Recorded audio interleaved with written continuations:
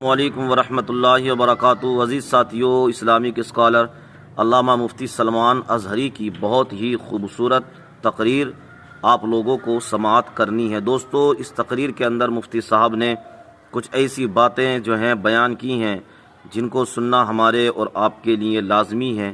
میں بھی یہ تقریر سنتا ہوں، آپ بھی یہ تقریر سنیے، انشاءاللہ تقریر میں مزہ آ جائے گا، مکمل سن کر جائیے۔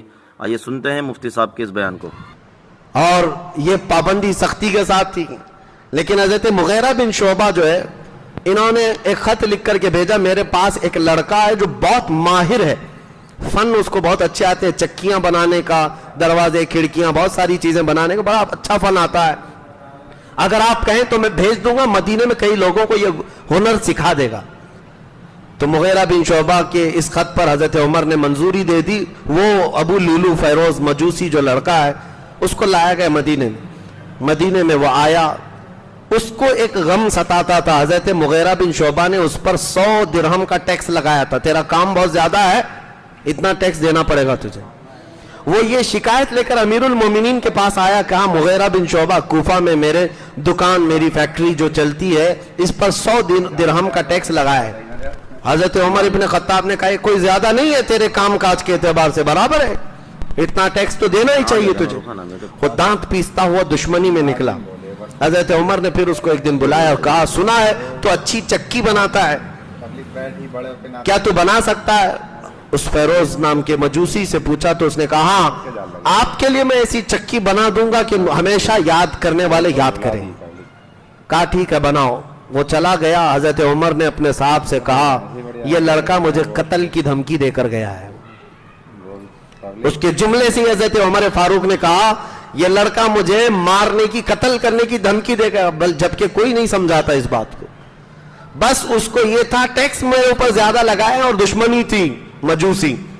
حضرت عمر فاروق رضی اللہ تعالیٰ عنہ 26 ذی الحجہ ابھی گزرا ہے، محرم سے پہلے 26 ذی الحجہ کی تاریخ تھی۔ فجر کی نماز میں آپ لوگوں کو جگاتے تھے اور آپ مسجد میں نماز پڑھانے کے لیے آئے تھے۔ یہ ابو لولو فیروز مجوسی پہلی صف میں آ کر کھڑا ہوا تھا اور ایک تلوار 2 دھاری دار زہر میں بجھائے ہوئے لا کر کے اپنے دامن میں چھپایا ہوا تھا۔ جیسی حضرت عمر فاروق فجر کی نماز میں رکعت باندھے، اس نے فوراً آپ پر حملہ کیا اور اتنا تیز حملہ کیا کہ آپ کے پیٹھ سے لے کر سینے تک کا زخم آ گیا، اور جتنے مسلمان وہاں تھے بچاؤ میں تقریباً 12 لوگوں کو اس نے یہ ضرب لگائی، جن میں سے 6 بعد میں انتقال کر گئے، شہید ہو گئے۔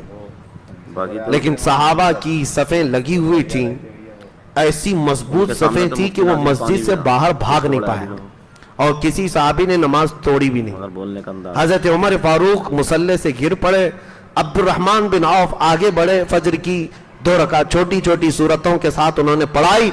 اس کے بعد اس کو پکڑنے کے لیے جیسی آئے وہ خودکشی کر کے خود تلوار مار کر مر گیا۔ یہ ابو لولو فیروز مجوسی تلوار مار کر کے مر گیا، خودکشی کیا۔ حضرت عمر کو اس کے بعد لایا گیا گھر پر اور آپ کو شربت وغیرہ پلایا جاتا تو زخموں کے راستے سے پانی نکل جاتا تھا۔ 3 دن تک آپ باحیات تھے۔ حضرت عمر ابن خطاب رضی اللہ تعالیٰ عنہ، آپ کے پاس لوگوں نے آ کر کے آپ کی بڑی تعریفیں کی، آپ اپنی تعریف سنتے ہی نہیں تھے۔ حضرت عباس آئے اور کہا آپ کا زمانہ ایسا تھا ویسا تھا، پھر آپ نے کہا نہیں میری بات نہ کہو۔ حضرت عمر فاروق رضی اللہ تعالیٰ عنہ اپنی تعریف نہیں۔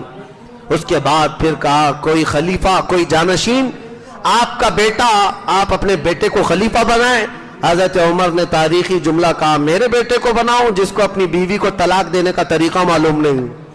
ان کے بیٹے نے ایک ساتھ 3 طلاق دے دی تھی اپنی بیوی کو۔ حضرت عمر نے کہا حرام ہے، 3 طلاق دینے کا طریقہ الگ ہے، مہینہ چھوڑ کر۔ کہا وہ ایک ساتھ 3 طلاق دینے والا، اس کو میں خلیفہ بناؤں؟ جو میرے سے پہلے رسول اللہ صلی اللہ علیہ وسلم نے نہیں کیا وہ میں نہیں کروں گا۔ 6 صحابہ کو بلایا، حضرت عثمان ابن عفان، حضرت علی ابن ابی طالب، حضرت زبیر، حضرت طلحہ، حضرت عبد الرحمن اور حضرت سعد، یہ 6 صحابہ کو بلایا اور کہا تم میں سے آپس میں مشورہ کرنا اور کسی ایک کو منتخب کر کے مسلمانوں کا امیر بنانا۔ 6 لوگوں کی مجلس شورا قائم کی۔ سیدنا عمر ابن خطاب رضی اللہ تعالیٰ عنہ نے بہت ساری وصیتیں فرمائی گورنروں کے لیے، عاملین کے لیے۔ اس کے بعد آخری وصیت آپ کی یہ تھی، کہا ماں عائشہ صدیقہ رسول اللہ کی زوجہ ہے، جاؤ ان سے اجازت لے لینا۔ عمر ابن خطاب اسی حجرے میں دفن ہونا چاہتا ہے جس میں رسول اللہ اور ابو بکر صدیق آرام کر رہے ہیں۔ اگر عائشہ صدیقہ اجازت دے دیں تو مجھے دفن کر دینا، نہیں تو جنت البقیع میں قبرستان میں دفن کرنا۔ اور یہ کہتے ہوئے حضرت عمر فاروق رضی اللہ تعالیٰ عنہ کی جان آفرین کے سپرد ہو گئی۔ آج 26 ذی الحجہ کو اس دار فانی سے کوچ کر گئے۔ دور اسلام کا وہ عظیم سپہ سالار گیا ہے دنیا سے۔ مدینے والے کہتے اتنا اندھیرا ہم نے کبھی نہیں دیکھا تھا جس دن حضرت عمر کا انتقال ہوا تھا۔ اندھیرا چھا گیا تھا، پورے علاقے رو پڑے تھے حضرت عمر کے جاتے ہی۔ عدل ایسا قائم کیا تھا، بلکہ بعض روایتوں میں یمن جانے کے راستے پر پہاڑ کی چٹانوں سے پتھروں سے آواز آتی تھی، یا عمر و عمر، حضرت عمر کے نام پر پہاڑ کی چٹانیں روتی تھی حضرت عمر کے جانے پر۔ یقیناً میرے عزیزو وہ ایسا بطل جلیل ہے جس نے رسول اللہ کی جانشینی کا حق ادا کر دیا۔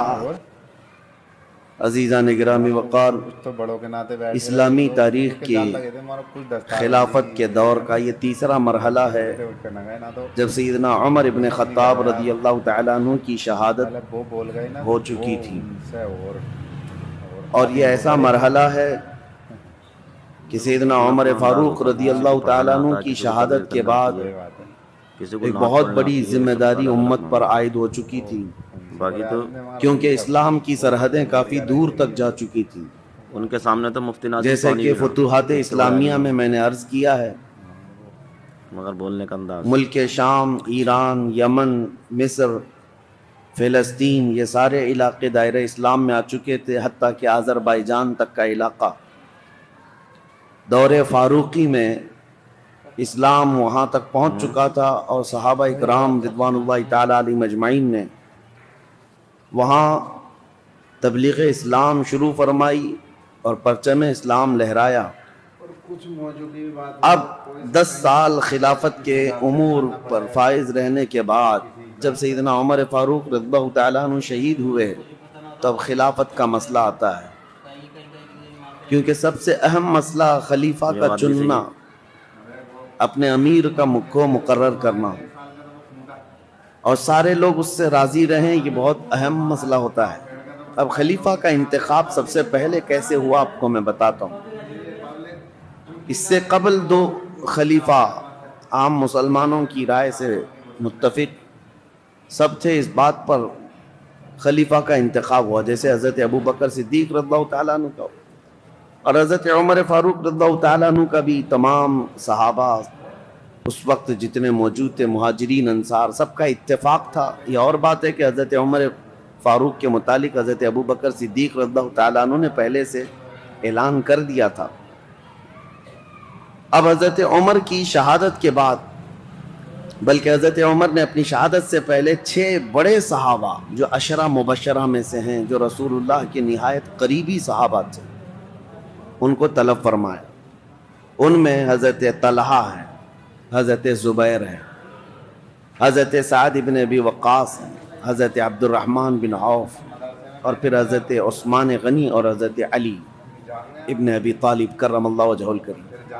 یہ 6 صحابہ عشرہ مبشرہ میں سے ہیں۔ ان کے متعلق رسول اللہ صلی اللہ علیہ وسلم نے دنیا میں ہی جنت کی بشارت دی ہے، اور یہ معزز تھے، سابقین اولین میں سے تھے، یعنی سب سے پہلے اسلام لانے والوں میں سے تھے۔ حضرت عمر فاروق رضی اللہ تعالیٰ عنہ نے ان 6 سے کہا کہ تم سب اتفاق رائے سے مسلمانوں کے لیے امیر کا انتخاب کر لینا، کسی خلیفہ کا انتخاب کر لینا، اور زیادہ دن تک مسلمانوں کو الجھن کا شکار ہونے نہ دینا۔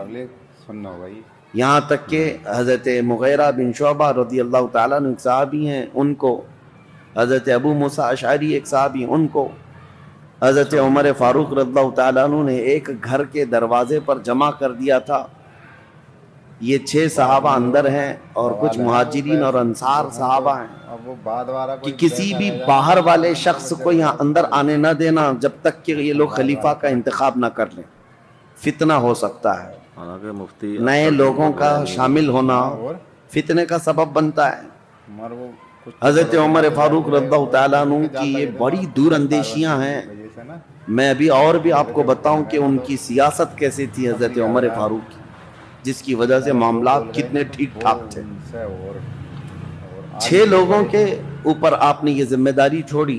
اپنا اپنا اب انتخاب کیسے پڑھانا ہوا، آتا ہے، کسی کو تقریر کرنا خلیفہ کو کیسے منتخب کسی کو کیا نماز گیا، پڑھنا کیسے آتی ہے، سب کا الیکٹ الگ الگ کیا ہوتا ہے. گیا یا سیلیکٹ کیا گیا. باقی تو اس کا طریقہ یہ رہا کہ حضرت عبد الرحمن بن سامنے تو مفتی عوف، ناظم پانی بھی نہ ان کا بڑا کردار ہے، اس میں بڑا اہم رول ہے. بولنے کا انداز. یہ پہلے مدینہ طیبہ میں مہاجرین اور انصار صحابہ کے پاس قریب جا جا کر کے ان کی رائے لیتے تھے. تم بتاؤ تمہاری رائے کیا ہے، تم بتاؤ تمہاری رائے کیا ہے. رسول اللہ صلی اللہ علیہ وسلم کے اصحاب میں سب سے افضل اب کون ہے اور کس کو خلیفہ ہونا چاہیے. تو اکثر مہاجرین اور انصار حضرت عثمان غنی کے بارے میں کہتے تھے کہ حضرت عثمان بن عفان کو ہونا چاہیے، کیونکہ وہ داماد رسول بھی ہیں اور اسلام پر ان کا بڑا احسان ہے امت پر، اور بڑے فیاض ہیں، سخی ہیں. اس اعتبار سے اب اس کے بعد سب کی رائے لے کر کے حضرت عبد الرحمن بن عوف آئے اور پھر حضرت عمر فاروق کا انتقال ہو گیا. پھر یہ 6 لوگ بیٹھے تو عبد الرحمن بن عوف کھڑے ہوئے، کہا میری تو خواہش نہیں ہے خلیفہ بننے کی. حضرت عمر نے 6 لوگوں کا نام دیا تھا کہ 6 میں سے کوئی بھی ایک منتخب کر. میری تو خواہش نہیں ہے خلیفہ بننے کی. تو ان کی بات پر حضرت سعد